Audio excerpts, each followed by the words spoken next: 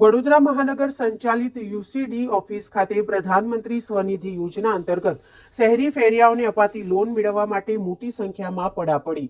વડોદરા મહાનગરપાલિકા દ્વારા પ્રધાનમંત્રી સ્વનિધિ યોજના અંતર્ગત શહેરી ફેરિયાઓની સરકાર તરફથી આજીવિકા માટે 10,000 રૂપિયાની લોન આપવામાં આવી રહી છે અને તેની કામગીરી વડોદરા શહેરના સલાટવાડા વિસ્તારમાં આવેલા મહાનગરપાલિકા સંચાલિત યુસીડીની કચેરી ખાતે કરવામાં આવી છે, જ્યાં પ્રધાનમંત્રી સ્વનિધિ યોજનાના લાભાર્થીઓ વહેલી સવારથી જ મોટી સંખ્યામાં ઉમટી પડે છે, જેના કારણે યુસીડી કચેરી બહારના મુખ્ય માર્ગ સુધી લાંબી કતારો સર્જાય છે।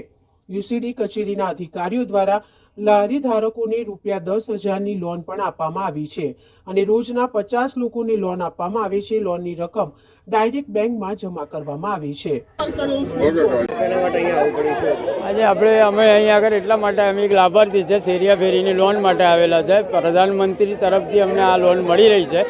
હવે આ જે લોન મળી રહી છે એનું એક મૂળ ધ્યેય એ છે કે જે લોકડાઉન પછી જે ફેરિયાઓ હતા એને બહુ તકલીફ ઊભી થઈ હતી અને એને પૈસાના માટે પણ બહુ તકલીફ હતી અને કેમ કે ફ્રૂટનો કે શાકભાજીનો જે પણ જે ભાવ એ વધી રહેલા હવે એનામાં અમને પૈસાની થોડી તકલીફ પડી રહેલી।